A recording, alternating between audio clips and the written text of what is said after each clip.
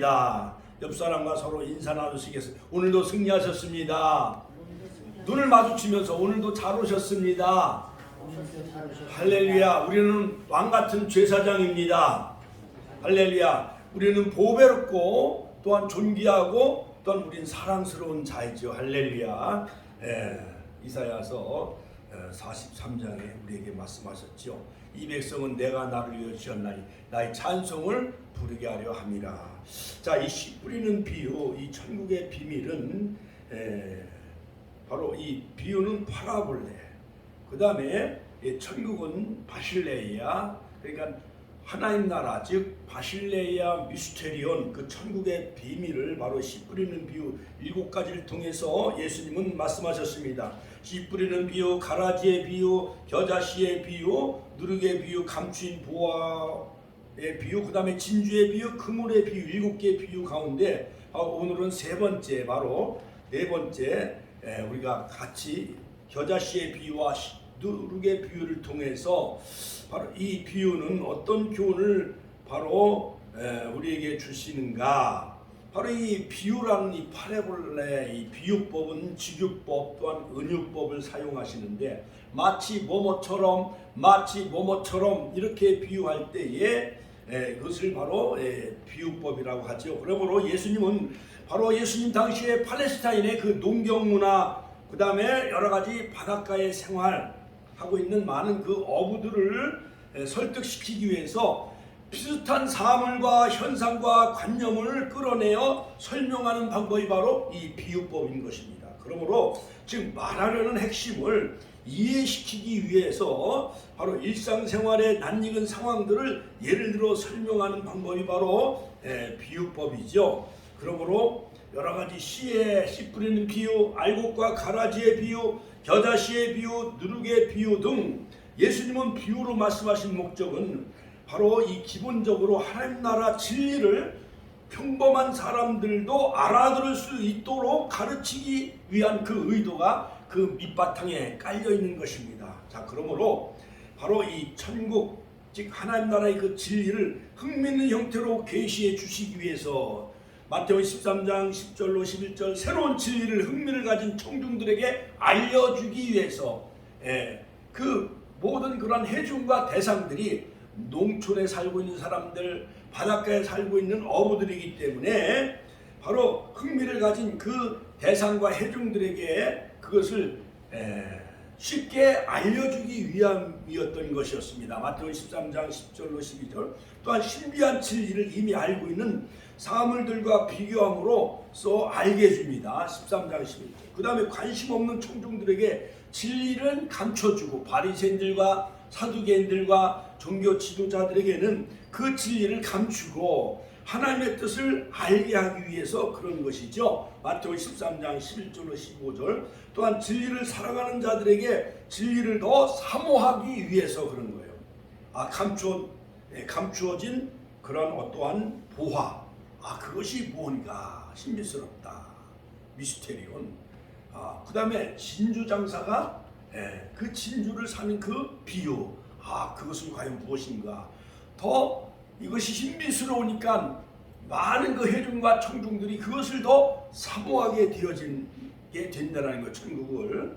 그 다음에 바로 구약의 예언이 바로 신약시대 예수님을 통해서 성취되어졌다는 것을 그들에게 이렇게 잘 말씀해 주고 있습니다. 그러므로 하나님 나라는 왜 지극히 작은 것에서부터 출발해야만 되어지는 것일까요? 자, 이것은 바로 만고불변의 법칙이며 모든 우주의 법칙이라 할 수가 있는 것입니다. 그러므로 시작은 미약하시나 내 나중은 창대케 되리라, 이런 말씀을 따라서 바로 그것은 큰 능력 있고 확산성이 있어 요한한 불길처럼 번져나가게 되어진다라는 이런 복음의 어떠한 생명력, 진리의 생명력을 바로 예수님은 이 7가지 비유를 통해서 말씀하시기 위해서 바로 이 복음 말씀은 씨라고 비유하면서 그러므로 이 겨자씨처럼 이렇게 작은 것이지만은 또 누룩은 작은 것이지만은 그러한 가루 서마를 부풀게 하는 그러한 확산성과 어떤 부흥과 또한 여러 가지 점진적인 것이라는 것을 바로 예수님이 이 땅에 오심으로 말미암아 하나님 나라가 점점 이 땅에 시작이 되어졌다는 것을 말씀하신 거죠. 그러므로 예수님이 이 땅에 오심으로 already 이미 하나님 나라가 이미 시작이 되어졌어요. 그러므로 2000년 동안 바로 예수님이 3년만 동안 회당에서 가르치시고 그 다음에 전파하시고 프리칭, 그 다음에 회당에서 티칭 가르치시고 그 다음에 각 성과 고을을 다니시면서 성과 촌을 다니시면서 모든 병자를 힐링 고치셨지요. 그러므로 12사도를 통해서 로마가 복음화되어지고 그 다음에 전 유럽이 복음화되어지고 영국에서 1621년 청교도들에 의해서 메이플라워를 타고 미국의 신대륙에 건너가 400년 역사 가운데 미국을 통해서 전 세계 복음이 바로 선교되어지고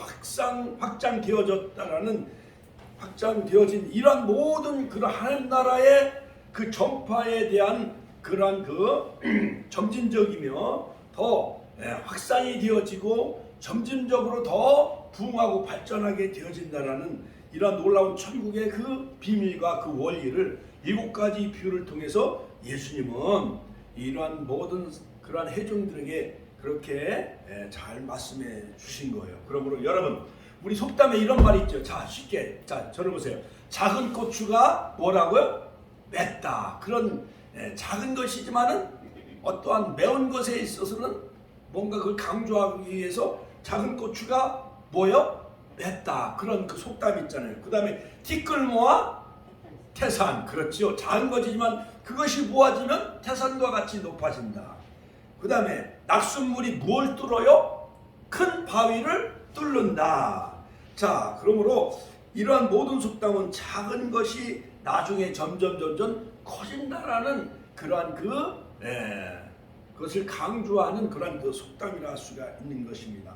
자, 그러므로 예수님은 이 겨자씨 비유 하나만 가지고도 바로 하나님 나라가 점점 확산되어져 간다라는 것을 분명히 충분하게도 비유가 되어지는데, 또 누룩의 비유라는 것을 더 첨가해 가지고 겨자씨의 비유와 누룩의 비유는 바로 쌍둥이 비유, 또한 쌍비유. 왜냐, 하나님 나라를 더 강조하기 위해서 예수님은 겨자씨의 비유와 누룩의 비유를 동시에 바로 마태복음 13장에서 바로 이렇게 말씀하신 것을 볼 수가 있습니다. 왜냐하면 하나님 나라에 대해서 더 주제가 더 선명하게 나타나기 위해서 시편에도 보면 127편하고 128편은 쌍둥이 시편이라고 하는 거예요. 그러므로 자, 성경에도 보면 이 2가지 시 또한 2가지 비유를 이렇게 더 주제를 선명하게 드러내기 위해서 그걸 동시에 이렇게 풀어서 설명하는 것을 볼 수가 있습니다. 자, 그러므로 겨자씨와 누룩의 비유는 처음에는 작지만은 하나님 나라는 작은 데서 겨자씨 나무가 자라서 약 3m, 4m 큰 팔레스타인의 그 사막의 큰 나무가 되어져서 그 일대의 중동의 많은 새들이 그 나무에 이렇게 깃들게 되어진다는 것. 그러므로 열왕기상 18장, 19장에 보면 그 로뎀나무라는 것이, 우리가 로뎀나무가 무엇인가 우리가 의문을 많이 갖게 되어지죠. 그러나 이 로뎀나무도 광야에서 그렇게 크지는 않다는 거예요. 한 2m, 3m 정도. 그러나 사막이 너무 광활하기 때문에 그 로뎀나무 그늘에서 햇빛을 이렇게 피해서 그곳에 이렇게 엘리야가 그곳에 이렇게 거기서 머무르게 되어지는 것이죠. 자, 그러므로 이 겨자씨 나무도 알갱이는 작지만 그러나 그 나무가 2m, 3m 또는 4m, 5m 이렇게 커가지고 많은 새들이 거기서 깃들게 되어진다라는, 작은 씨지만 큰 나무가 되어져서 예수님 한 명이 하나님의 미랄이 이 땅에 오셨지만은 죽음으로 많은 열매를 맺음으로 전 세계 다 온 인류를 구원하는 그러한 큰 나무가 되어져서 인류 구원하는 놀라운 그 십자가의 나무 속에 인류를 다 품고 구원한다라는 그 진리가 그 속에 담겨져 있다라는 것을 볼 수가 있습니다. 자, 그러므로 이 씨 뿌리는 비유는요, 복음이 전파될 때 다양한 반응을 일으키는 종류의 사람들이 있다라는 것. 뿐만 아니라 가라지 비유는 내부적으로 하나님 나라 안에 참신자와 거짓신자가 섞여 산다라는 것. 그러므로 교회 안에도 알곡이 있고 가라지가 있다라는 거예요. 그 다음에 겨자씨 비유는 하나님 나라가 왼쪽으로 점점 확장되어져 이루어 나가게 되어진다. 누룩의 비유는 하나님 나라가 내적으로 더 성숙해져 간다라는 것을 설명해 주기 위해서 하나님 나라에 대한 그 놀라운 그 숨은 그 비밀, 미스테리온, 바실레아 미스테리온, 하나님의 나라의 그 비밀을 우리에게 바로 7가지 비유를 통해서 예수님은 설명해 주고 계셔요. 감추인 보화의 비유는 하나님 나라를 얻은 자의 그 기쁨, 그 다음에 진주의 비유는 하나님 나라가 모든 보석 중에 최고의 보석은 바로 진주라는 거예요. 그러므로 보석 중에 보석, 이처럼 최고의 가치가 있는 것이 바로 하나님 나라 천국이다. 그물의 비유는 마지막 때에 심판이 있다는 것. 자, 그러므로 여러분 이 7가지 비유 중에 벵겔이라는 신학자는 바로 이 가라지의 비유, 씨 뿌린 자의 비유는 초대교회를 예표하는 그러한 그 비유라 할 수가 있고, 그 다음에 겨자씨와 누룩의 비유는 바로 신약시대 로고마를 다 복음하는 그것을 예표하는 비유라고 그렇게 해석을 했어요. 그 다음에 감추인 보화와 진주 장사의 비유, 이것은 바로 중세시대, 그리고 마지막 그물의 비유는 종말의 시대. 자, 그러므로 자 여러분 이제 본론에 들어가서 바로 이 겨자씨. 자, 이 겨자씨의 비유가 바로 마태복음 13장 31절에서 32절에 나오고 누룩의 비유는 33절이죠. 자, 그런데 이 하나님의 나라는 이 바실레아 토우 데우, 즉 하나님이 지배를 받으며 하나님의 말씀의 영역이 지배되는 그 모든 그 지역은 바로 하나님의 나라, 킹덤 오브가 하나님의 나라가 된다라는 거. 우리 심령 속에 주님이 왕이 나를 위해 나의 왕이 되시고 우리 가정의 주님이 우리 가정의 주인이 되시면 바로 우리의 심령과 우리 가정의 하나님 나라가 이루어진 곳이에요. 우리 축복교회도 하나님이 이곳에 목자장이 되시고 교회 머리가 되시는 예수님이 목자장이 되시기 때문에 우리 축복교회 하나님 나라가 이곳에 임하게 된 줄로 믿으시기 바랍니다. 할렐루야! 하나님께 영광의 박수 올려드립니다. 할렐루야! 벌써 조시는 분이 계셔. 자, 할렐루야! 자, 저를 보세요. 자, 그러므로 여러분 네덜란드에 그 자유대학교를 세우신, 그 다음에 네덜란드의 수상을 지내신 그 아브라함 카이퍼라는 그러한 그 목사님이시자 네덜란드의 그 대통령을 지내신 분이에요. 쉽게 설명. 자유대학교를 세운 또 대학 총장이에요. 그분은 모든 영역의 주권 사상을 주장해요. 하나님이 모든 영역의 주권자가 되신다. 인간의 모든 삶에 미치는 하나님의 주권. 아브라함 카이퍼 1837년에서 1920년도에 바로 네덜란드의 수상을 지냈던 이 아브라함 카이퍼는 모든 영역의 주권자는 바로 하나님이다. 같이 한번 모든 영역의 주권자는 하나님이시다. 그럼 정치계도 우리가 복음하되 대통령도 예수 믿어야 돼. 그 다음에 장관, 국회의원, 모든 공직자들, 그 다음에 노동자들, 농어민 할 것 없이 모든 영역에 하나님의 주권이 미치는 것이라는 것을 우리는 알아야 될 줄로 믿습니다. 할렐루야. 자, 이 가라지 비유에서 좋은 열매가 맺을 상황에서 나쁜 열매가 맺게 되어지죠. 그 다음에 씨 뿌리는 비유를 통해서 모든 땅이 여러 가지 길가밭, 그 다음에 돌짝밭, 그 다음에 가시밭과 같은 모든 복음을 방해하는 세력들이 있다는 거예요. 길가밭은 새들이 사탄이 와서 그 씨앗을 다 먹어버리고, 그러니까 길가에 떨어진 씨는 열매를 맺을 수가 있을까요, 없을까요? 못 맞아요. 그 다음에 돌짝밭에 떨어진 씨는 뭐냐? 환난과 박해에 그 해가 나면은 그냥 시들어버리는 거. 환난과 박해 때 넘어지는 성도, 넘어지는 신앙인. 그 다음에 가시밭은 뭐냐? 세상 염려, 재리, 유혹, 거기에 욕심에 넘어지는 사람. 그러니까 기운이 막힘으로, 이것은 기운이 막히면 목을 졸라맨다는 거예요. 가시가 세상 유혹, 염려, 재리가 목을 졸라매가지고 신앙이 더 이상 자라지 아니하는 종류의 사람은 가시밭과 같은 종류의 사람이라는 거예요. 그러나 우리는 다 옥토밭이 되시길 주의 이름으로 축원합니다. 같이 옆 사람에게 서로 옥토밭이 되세요. 자, 깨우세요. 옥토밭이 되세요. 좋은 땅의 밭이 되어져서 100배, 60배, 30배 열매 맺는 좋은 땅 옥토밭의 그런 성도가 되시기를 주의 이름으로 축원합니다. 축원합니다. 박수로 하나님께 영광 돌리시겠습니다. 할렐루야. 좋은 땅 옥토밭이 되시길 주의 이름으로 축원합니다. 자, 바로 이 겨자씨는 헬라 말로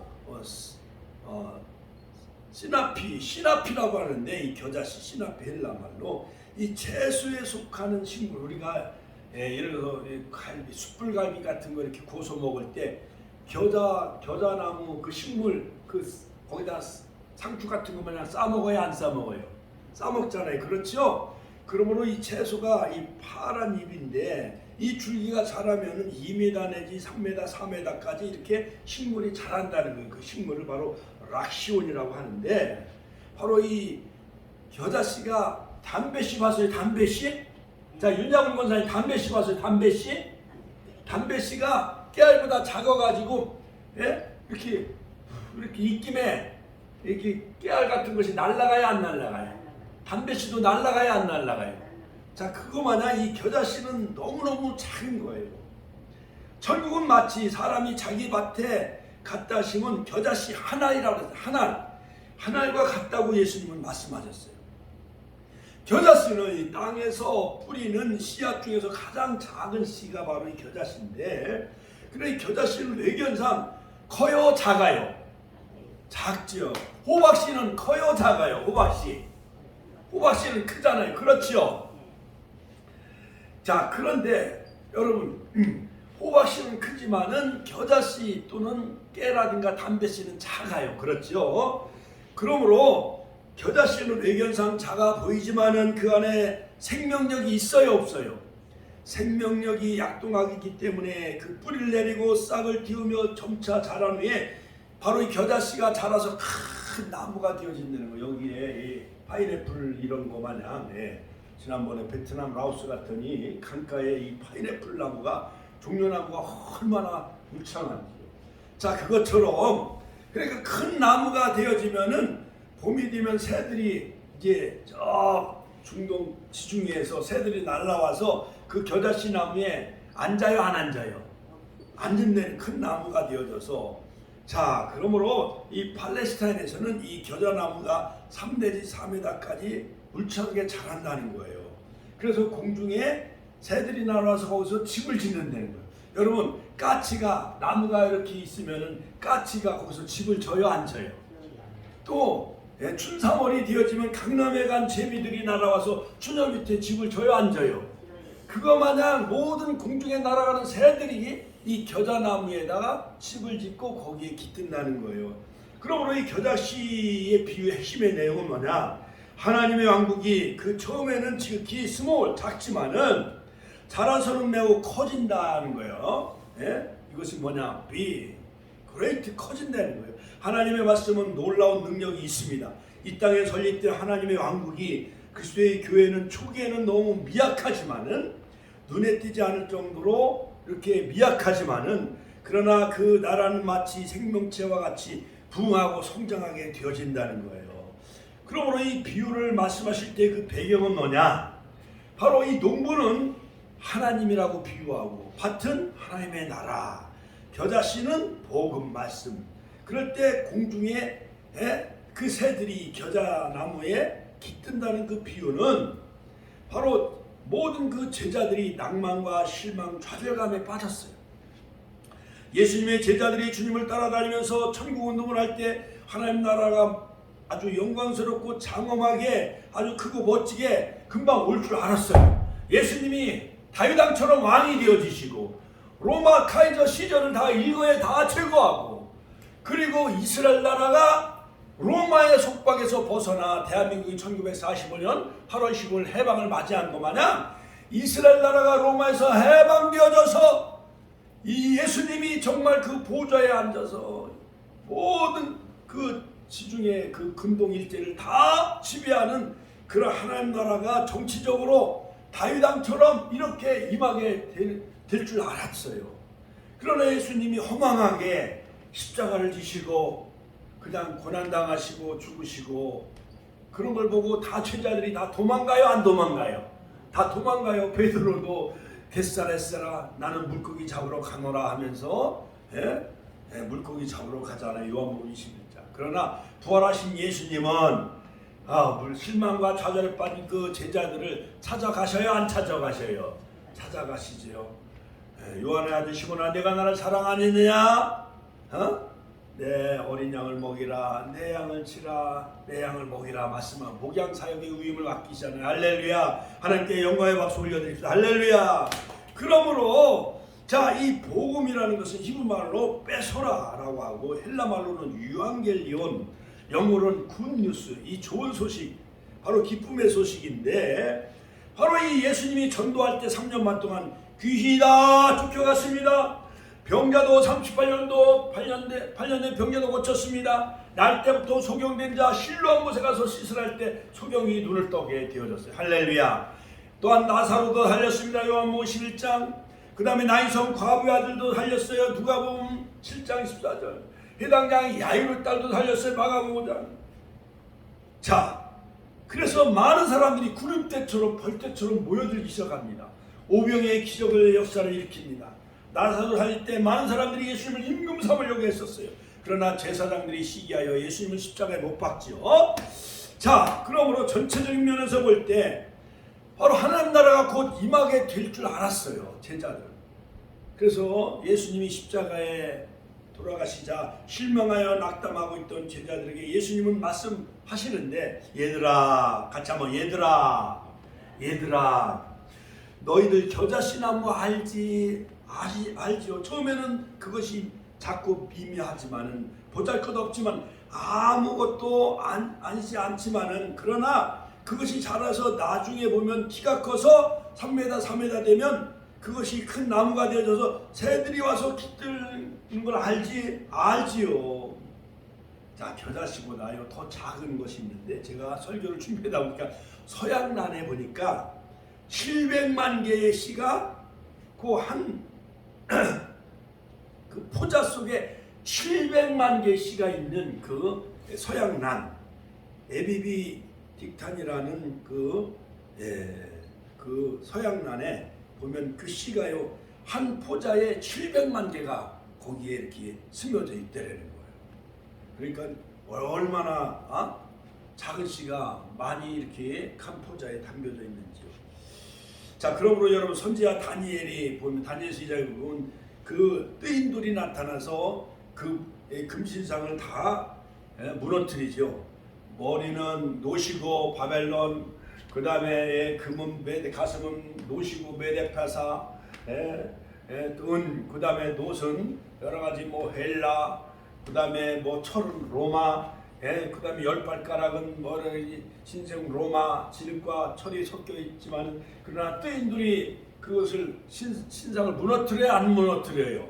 무너뜨리죠. 다니엘서 2장 35절. 라고 다니엘이 예언한 바와 같이 하나님의 말씀을 듣고 순종하면 거듭난 기독교인들이 온 세계에 다 충만하여 하나님의 나라가 이 땅에 임하게 되어진다는 것을 다니엘서를 통해서도 우리가 알 수 있죠. 그러므로 이 겨자씨의 비유의 숨은 비밀은 뭐냐?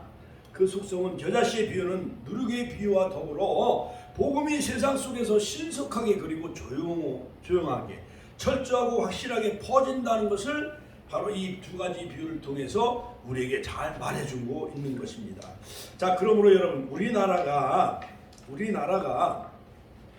자, 이렇게 처음에 조선시대에는요, 조선 땅에는 예수 믿는 사람이 하나도 없었어요. 그러나 1884년 4월 5일 부활절 아침에 그 인천 앞바다에 비가 내렸다는 거예요. 그러나 언더우드는 25살이었고 아펜셀러 부부가 27살이었는데 아펜셀러 부부는 그 사모님은 임신하고 있었다는 거예요. 그러므로 아펜셀러 부부 2명과 언더우드 1명이 3사람이 바로 제물포항에 첫 발을 내디뎠을 때 부활절 아침에 비록 작은 겨자씨와 같았지만은 그들 통해서 지금 138년이 흐른 이 시점에 21세기 2023년에 우리 대한민국은 1000만 명의 귀한 열매, 겨자씨가 큰 나무가 되어져서 모든 전 세계 아프리카 사람, 유럽 사람, 저 남미, 카나다 할 것 없이, 북미 할 것 없이 모든 중동의 아시아의 많은 기독교인들이 바로 여의도 순복음교회는 70만 명으로 부흥시켜 주셨고, 여의도 광장에 막 100만 명, 200만 명 선교 100주년 때에는 빌리그람 전도대회를 통해서 엑스폴로 1974년도 100만 명, 200만 명이 여의도 광장에 모인 줄로 믿으시기 바랍니다. 할렐루야! 하나님께 감사와 영광의 박수 올려드립니다. 할렐루야! 자, 그러므로 이 언더우드가 바로 이 부활절 아침에 하나님 앞에 그 기도문을 씁니다. 보이지 않는 조선의 마음, 호레이스 그랜트 언더우드, 가족보다 더 조선의 청년을 챙겨다오라고 그 유언하면서 그는 하나님 나라 갔지요. 연세대학교를 세운 창립자 중에 한 사람이에요. 조선의 독립운동, 의료, 교육 사업에 헌신한 그 선교사가 바로 언더우드죠. 그 기도문에 보면은 주여 지금은 아무것도 보이지 않습니다. 주님 메마르고 가난한 이곳 조선 땅, 나무 한 그루 시원하게 자라 오르지 못하고 있는 이 어둠의 땅에 저희들을 옮겨와 심으셨습니다. 그 넓고 넓은 태평양을 어떻게 건너왔는지 그 사실 자체가 기적입니다. 지금은 아무것도 보이지 않습니다. 보이는 것은 그저 고집스럽게 얼룩진 어둠뿐입니다. 어둠과 가난과 인습에 묶여있는 조선 사람뿐입니다. 그들은 왜 묶여있는지도 고통이라는 것도 모르고 살고 있습니다. 라고 조선에 대해서 어둠이 지배하고 있고 유교와 가난과 굶주림에 묶여있는 이 조선 땅을 바라보면서 보이지 않는 조선의 마음이라는 그 기도문을 쓴 것을 볼 수가 있습니다. 그 한 사람이 이 땅에 와서 복음을 전하고, 아펜셀러는 저 서해 바다 군산을 가다가 거기 YMCA 무슨 모임 때문에 가다가 그냥 풍랑만 나 거기서 바다에 그냥 순교하고 죽어서 하나님 나라 간 선교사가 바로 아펜셀러였어요. 그 다음에 두 번째 이 누룩의 비유, 같이 한번 따라 누룩의 비유, 같이 한번 따라서 하니까 누룩의 비유. 이 누룩은요 옛날 우리 시골에서 보면은 가을에 타작할 때에 시골에 많은 밀주, 술을 담궈야 안 담궈요. 술을 담궈가지고 그 탈곡기하고 막 추수하는 일꾼들을 그 밀주를 많이 마시게 해요, 안 해요? 그러면 막걸리보다 더 밀주가 진해가지고 꼬량주 마냥 취해요, 안 취해요? 취해잖아요. 자, 그러니까 우리 이 누룩이라는 것은 바로 이 헬라 말로 쭈메라고 하는데, 오늘날 말하면 이스트, 파우더, 바이킹 파우더 그거예요. 그래갖고 옛날에 우리 어머니도 보면은 제가 초등학교 다닐 때 그 이렇게 막 대나무 시루 같은 데다가 이렇게 밀가루 같은 것을 이렇게 막 이렇게 반죽을 해놔가지고 그 누룩 파우더 그걸 이렇게 해가 반죽을 해놓고 하루 정도 지나고 나면은 거기에 이렇게 막 물방울 마냥 뽀글뽀글 밟고 안 올라와요? 올라오잖아요. 그러니까 그 누룩의 발효가 돼서 밀가루가 이제 반죽이 발효가 됐다라는 거야, 안 됐다라는 거야? 됐다는 거죠. 그래가지고 이제 거기다 이제 앙꼬를 집어넣고 가마솥에다가 이렇게 이제 해가지고 거기다 이렇게 찜기 같은 거 이렇게 놓고 이 수증기에 의해서 이렇게 빵 같은 거 찌면은 맛있어요, 안 맛있어요? 생밀가루 먹는 것보다 발효해가지고 거기다 앙꼬 팥 같은 거라든가 앙꼬를 넣어가지고 이렇게 빵을 찌면 맛있어요, 안 맛있어요? 맛있잖아요. 그거 마냥 주님은 제자들에게 누룩의 속성을 비유를 통해서 하나님 나라가 이렇게 가루 소마를 부풀게 하는 확산성과 점진성이 있다는 것을 비유를 통해서 말씀하신 거예요. 그러므로 이 누룩은 가루 소마 속에 집어넣을 때 눈에 보이지 않아요. 다 녹기 때문에. 누가복음 13장 20절 21절에도 누룩에 관한 비유를 말씀하셨죠. 그러므로 이 누룩의 속성은 뭐냐? 나중에 보면 이 누룩이 밀가루를 반죽을 이렇게 부풀게 하지 않느냐? 천국은 이와 같이 외적으로 겨자씨나무처럼 속력을 하고 내적으로 누룩처럼 점점 부풀게 하여 마음을 다 변화시키지요. 은혜가 넘치게 하죠. 제자들에게 주님은 이 누룩의 비유를 통해서 천국은 이와 같이 그 속성과 이런 심령을 변화시킨다라는 거예요. 자, 그러므로 겨자씨나무는 천국의 양적인 성장, 그 다음에 누룩의 비유는 질적인 변화를 가져다 준다라는 거예요. 그러므로 영적인 의미에서 이 누룩의 비유는 눈에 보이는 하나님 나라인 이 교회는 양적인 변화도 일어나야 되고 질적인 변화도 일어나야 된다라는 것을 우리에게 설명해 준 거예요. 그러므로 같이 한번 따라서 할까요? 겨자씨 비유는 양적으로 숫자적으로 교회가 성장하고 부흥되어야 된다라는 것을 설명해 주는 것이고, 그 다음에 누룩의 비유는 같이 누룩의 비유는 질적인 변화, 우리의 속사람과 우리의 심령과 마음이 회개하고 변화되어지고 새 사람이 되어져서 중생하고 거룩해져서 그 심령이 하나님 나라가 그 심령과 마음 속에 이루어져야 된다라는 것을 누룩의 비유를 통해서 말씀해 주신 거예요. 여러분들에게 질적인 변화가 일어나시길 주의 이름으로 축원합니다. 이 가루소말이 많아요, 적어요? 가루소말. 옛날 밀가루통의 가루소말은 많아요, 적어요? 많잖아요. 그렇죠? 50파운드요. 22.68kg. 거기다 누룩을 넣으면은 발효시키면은 120명이 그 빵을 먹을 만큼 그렇게 많은 그 양의 가루가 바로 소말이라는 거. 소말, 가루소말. 가루 반죽을 큰 잔치 때 사용하잖아요. 그렇죠? 그러므로 이 가루소말은 큰 잔치 때 써먹기 위해서 거기에 누룩을 넣어서 발효시켜서 많은 그런 그 빵을 만들듯이 창세기 18장에 보면 천사가 상술나무 밑에 지나가요. 아브라함을 만나요. 근데 사라가 부엌에 들어가서 이 송아지를 잡아가지고 밀가루를 반죽을 해서 가루소말을 반죽을 해서 천사를 대접을 해요, 안 해요? 이처럼 예수님이 바로 이 땅에 성육신 하시면서 천국에 바로 가족에서 오신 분이 바로 하나님이신 그 예수님이라는 사실도 바로 이 7가지 비유 속에 내포되어져 있는 것을 볼 수가 있습니다. 이것이 바로 신비예요, 신비. 같이 한번 따라 신비. 자, 주님은 이어서 누룩의 비유를 말씀하시는데 천국은 마치 여자가 가루 서말 속에 갖다 넣어 전부 부풀게 한 누룩과 같다. 누룩과 같다. 자, 그러므로 옛날에는 누룩을 따로 두지 않았어요. 그러므로 이 모든 그 빵을 찔 때 누룩은 이 가루 소말 속에 들어가 가루를 다 변화시키듯이 여자는 바로 복음 전도자요, 교회요, 누룩은 복음이에요. 그 다음에 가루는 세상이죠. 세상에 믿지 않는 많은 사람들, 믿지 않는 많은 사람들 속에 들어가면은 그 사람이 변화돼야 안 변화돼요.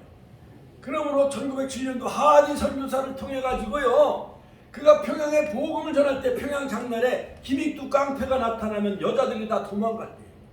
그런데 이 깡패 기믹두가 하디 선교사를 주먹으로 때려가지고 막 이빨이 부러지고 이 얼굴이 뒤뚱뚱 부었다는 거예요. 깡패 기믹두의 속에 복음이 들어가니까 깡패 기믹두가 평양신학교에 들어가 신학을 공부하고 대부사가 된 줄로 믿으시길 주의 이름으로 축원합니다. 일선주 목사님 속에 말씀이 들어가니까 한국의 대부사가 되어졌잖아요. 할렐루야. 하나님께 영광의 박수 올려드립시다. 할렐루야. 자, 그러므로 누룩은 부정적인 면도 없지 않아 많이 있어요. 바리새인들의 누룩을 주의하라. 외식주의, 형식주의. 헤롯의 누룩을 조심하라. 헤롯은 정적인 수완과 술수에 능하여 그 동생의 그 제수씨도 빼앗았잖아요. 한교한 사람이요. 세례 요한이 그것을 직원에다가 목에 잘려 순교의 길을 걸어가지요. 그러므로 누룩은 부정적인 특성도 없지 않아 많이 있어요. 예수께서 경계하고 나서 내 삶과 바리새인의 누룩과 헤롯의 누룩을 주의하라 이렇게 또 당부하셨지요. 그런데 누룩의 긍정적인 특성이 있어요. 같이 한번 누룩의 긍정적인 그런 그 의미가 담겨져 있어요. 그러므로 예수님도 성경의 사도행전 2장에 보면 저들이 다 술에 취했다. 술이 물론 사람 정신을 혼미케 하는 부정적인 측면도 있지만은 마가다락방에 열흘 동안 금식하며 기도했을 때에 많은 믿지 않는 사람들이 저들이 새술에 취하였다 이렇게 표현한 것을 볼 수가 있어요. 그러므로 누룩은 부정적인 의미로 사용할 때도 있지만 본문에서 긍정적인 의미로 예수님은 설명한 거예요. 주님은 여자가 가루 서말 속에서 넣은 누룩을 긍정적인 소재로 말씀하시는 것입니다. 자, 그렇습니다. 그 누구든지 복음을 듣게 되어지면은 반응이 바로 긍정적으로 나타나게 되어지는, 긍정적으로 복음을 받은 사람은 예수 그리스도를 개인의 구주로 영접하게 되어지고, 할렐루야. 그러므로 신선한 누력은 바로 이 복음을 받은 사람들에게 세 가지 어떠한 특징이 생겨나게 되어져요. 이건 뭐냐? 회개가 그들이 회개 역사가 일어나요. 사도행전에 보면은 오순절 마가다락방에 성령이 임했을 때 바람처럼 불처럼 성령이 임하게 되어지죠. 각종 방언과 기적과 표적이 나타나게 되어지죠. 할렐루야. 그러므로 다른 이로서는 구원을 얻을 수 없는 천한간의 구원을 얻을 만한 다른 힘을 우리에게 주신 일이 없느니라. 할렐루야. 하나님께 영광의 박수를 올려드립시다. 할렐루야. 고린도후서 5장 17절에 보면 누구든지 그리스도 안에 있으면 새로운 피조물이라, 이전 것은 지나갔으니 보라 새 것이 되었도다. 이 누룩처럼 부풀기함으로 말미암아 복음을 받아들이고 예수님을 영접하면 새로운 피조물이 되어지고, 이전 것은 지나갔으니 보라 새 것이 되어지고, 또한 회개를 가져옵니다. 또한 이 복음을 받아들이면 삶의 변화가 일어나요. 데살로니가전서 1장 9절로 10절. 자, 우리 마음속에 정말 예수님이 계신다면, 정말 복음을 받아들였다고 한다면 우리의 가치관, 세계관이 달라져야 되는 거예요. 할렐루야. 그러므로 사도 바울도 고린도 교회에 보낸 편지에서 우리가 명절을 지키되 묵은 누룩으로 하지 말고 괴악하고 악독한 누룩도 말고 오직 순전함과 진실함에 누룩 없는 떡으로 하자. 고린도전서 5장 8절. 자, 고린도전서 5장 7절에 보면 너희는 누룩 없는 자인데 새 덩어리가 되기 위하여 묵은 누룩을 내어버려라. 우리의 유월절 양 곧 그리스도 예수께서 희생되셨느니라. 할렐루야. 무교절에 유월절 희생양 어린 양의 피로 이스라엘 백성들이 애굽에서 탈출할 때 좌우 문소주와 임방에 유월절 어린 양의 피를 뿌리잖아요. 그런 유월절 어린 양 무교절을 누룩 없는 떡을 먹으면서 무교절을 지키잖아요. 그러므로 여러분, 계약하고 악독한 누룩, 이런 묵은 누룩은 다 버리고 우리가 순전함과 진실함에 누룩 없는 떡, 유월절 어린 양의 그 누룩으로 우리의 심령이 다 변화되어지고 새로운 피조물이 되어지고 삶의 변화를 일으키는 자 되시길 주의 이름으로 축원합니다. 축원합니다. 다시 한번 아멘 크게 축원합니다. 예수님이 비유가 아니면 아무것도 말씀하지 아니한 그 이유는 뭐냐? 천국의 진리를 가르치는 방법이었던 것이었어요. 비유로 말씀하시고 비유가 아니면 아무것도 말씀하지 아니하셨으니 비유를 통하여 장세롭도 감추인 것들을 드러내어 천국 복음을 깨닫도록 하기 위함이었어요. 자, 그러므로 예수님이 그 비유 설명에서 마태복음 13장에서 자, 제자들이 예수님에게 와서 질문을 어찌하여 저희에게 비유로 말씀하시나이까? 대답하여 가라사대 천국의 비밀 바실레야 미스테리온, 천국의 비밀을 아는 것이 너에게는 허락되었으나 제자들에게 허락되었으나 바리새인과 사두개인들과 서기관들에겐 저희에게는 아니 되었나니 무릇 있는 자는 받아 넉넉하게 되되 무릇 없는 자는 있는 것도 빼앗긴다 했어요. 유대인들이 예수님 십자가에 못 박음으로 2000년 동안 복음이 이방인 세계에 옮겨졌잖아요. 자, 그러므로 저에게 비유로 말하기는 저희는 보아도 보지 못한 유대인들이 들어도 듣지 못해 영적으로 소경이요 영적으로 귀머거리요 영적으로 장님이요. 그러므로 이사야 선지에 있는 말씀을 예수님이 인용하시면서 너희가 듣기는 들어도 깨닫지 못할 것이요 보기는 보아도 알지 못하리라. 이 백성들이 마음이 완악하여 같이 한번 따라서 마음이 완악하여 그 귀는 듣기에는 둔하고 눈은 감았으니 이는 눈으로 보고 귀로 듣고 마음으로 깨달아 돌이켜 내게 고침받을까 두려워함이라. 그러므로 이스라엘 백성들이 다 눈도 닫고 귀도 닫고 마음도 다 닫는 거예요. 예수님이 이 땅에 왔음에도 그들은 눈 감았고 귀머거리였고 소경이었고 마음을 다 닫아서 예수님을 영접지 아니했어요.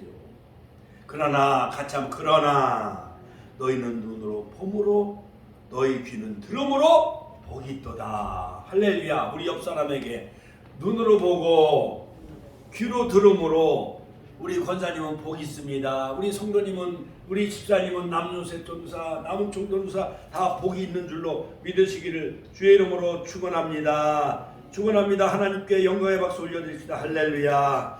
자, 그러므로 결론적으로 자, 이 잠언서에도 보면 잠언과 비유와 지혜 있는 자의 말과 그 오묘한 말을 깨달으라. 잠언서 1장 6절. 잠언서도 보면 그 교훈을 은유적으로 표현한 것을 볼 수가 있습니다. 내가 입을 열어 비유를 베풀어 옛 비밀을 말을 발표하리니. 시편에도 보면 시편 78편 2절. 또 내가 비유에 귀를 기울이고 수음으로 나의 오묘한 말을 풀리로다. 시편 49편 4절. 자, 그러므로 바벨론 포르기 예레미야도 비유와 수수께끼로 이스라엘 족속들에게 깨우쳤고, 에스겔서 17장이죠. 에스겔은 13가지 행동 유언을 통해서 이스라엘 백성들을, 유다 백성들을 깨우지요. 에스겔서 17장에 보면 독수리와 포도나무의 비유를 통하여 바벨론에 항복하라. 이것이 너희가 살 길이다. 그러나 이 에스겔 선지자의 말을 듣지 아니하니까 여호와긴 왕은 포로로 끌려가고, 시드기야 왕도 에스겔 선지자의 경고를 무시함으로 멸망을 자초하고 말았지요. 자, 그러므로 하나님 앞에서 바로 이 많은 선지자들이 비유로 이 백성들을 깨우쳐요. 상실한 유다가 끓는 가마와 같은 하나님의 혹독한 심판으로 결국 망하게 될 것이라는 것을, 끓는 가마, 녹슨 가마, 이런 것을 비유를 통해서 패역한 족속들에게 여호와의 말씀을 선포하지요.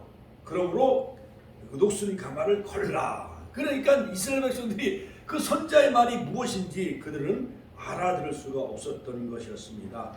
자, 무엇보다도 여러분 지금 here and now, 지금 여기에서 이 비유의 말씀이 주시는 그 결론적인 말씀은 뭐냐?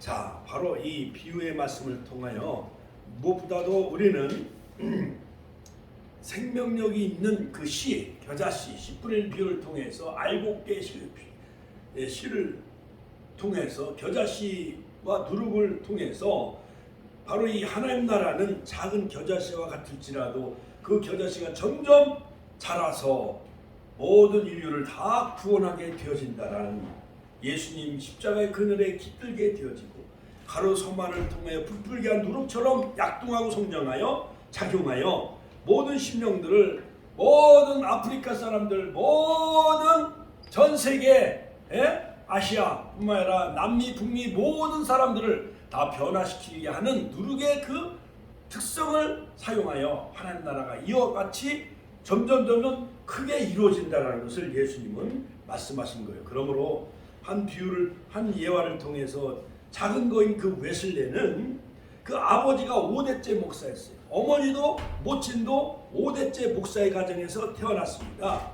그 요한 웨슬레 그 수산나 여사 사이에서, 그 아버지 사이에서 바로 이 웨슬레가 태어났는데, 그는 영국 옥스포드 대학의 신학을 공부하였고 또한 모교에서 또한 옥스포드 대학 교수가 되어졌어요. 웨슬레가 1732년 신대륙 개척자들의 발에 있는 인디언들, 미국이 즉 1621년에 청교도들 메이플라워가 신대륙을 개척하기 이전에 그는 인디언들을 복음화하기 위해서 선교사로 갔다가 그는 실패하게 되어지지요. 그래서 그는 낭만과 절망에 빠져, 즉 배를 타고 이제 대서양을 이제 이렇게 건너오게 되어지는, 어디서가 찬송 소리가 막 들렸습니다. 그 소리에 이끌려 선착가로 가보니까 몇 명의 남녀들이 손을 잡고 찬송하기 시작했습니다. 모라비안 교도들이었습니다. 내 영혼이 은총 입어 주한지쯤 복되보니 하면서 그들은 죽음을 뛰어넘는 하나님께 그들은 예배하고 찬양하고 있었던 것이었습니다. 그래서 웨슬레 목사가 인디언들 선교하다가 실패하고 돌아오는데 그 배 안에서 찬송하는 모라비안 그 교도들을 만났는데, 모라비안 교도를 향해서 웨슬레 목사가 당신들은 죽음을 두렵지 않습니까? 그들은 대답합니다. 우리는 예수님을 믿기 때문에 어떤 일을 만나도 두렵지 않습니다. 선생님도 예수님을 믿으세요. 그 말을 들은 목사는, 웨슬레 목사는 망치로 머리를 얻어맞은 기분이었어요. 그 귀화 후 런던에서 투병 생활하다가 그는 여러 가지 폐결핵에 걸렸어요. 인디안 선교 사역을 하다가 좌절과 낭망해가지고 결핵까지 그가 걸렸었어요. 그러나 1738년 5월 24일 밤 9시 15분에 올더스케이트 거리에서 그가 회심을 하게 돼요. 웨슬레가. 그래서 존 웨슬레는 우연히 모라비안 교도들의 작은 집회에 참석했다가 거기서 한 사람이 오직 의인은 믿음으로 말미암아 살리라는 로마서 1장 17절 말씀에 그가 회심하고 불방망이가 되어 그 말씀이 불방망이 되어져 그 심령을 완전히 불타오르게 했습니다. 새로운 비전과 꿈을 꾸게 되어졌고 전 세계는 나의 교구다 라고 하면서 그가 말을 타고 다니며 88세까지 영국의 광부 탄광촌에 다니며 복음을 전하며 지구를 10바퀴 이상 돌 만큼 25만 마일을 전도하였고 또한 42,400번의 설교를 하면서 책을 200권을 쓰게 되어집니다. 그러므로 감리교의 창시자 존 웨슬리 한 사람을 통해서 영국이 다 복음화 되어지고 세계는 나의 교구다라는 유명한 말을 남기게 되어졌죠. 이와 같이 겨자씨가 깃들면 많은 새들이 와서 그 나무에 깃들듯이 누룩이 발효되어 부풀게 하는 것처럼 여러분들 심령에 이 시간 겨자씨가 되어지는 말씀, 누룩이 말씀을 통하여서 여러분 심령이 변화되어지고 찬양시 70만을 복음화하는 존 웨슬레와 같은 제2의 훌륭한 목회자가 다 되시기를 주의 이름으로 축원합니다. 축원합니다. 주여 한번 신의 통로로 기도하겠습니다. 주여 주여 주여 오늘도 살아 역사하신 아버지 하나님의 은혜와 사랑을 감사드립니다. 아버지 맡은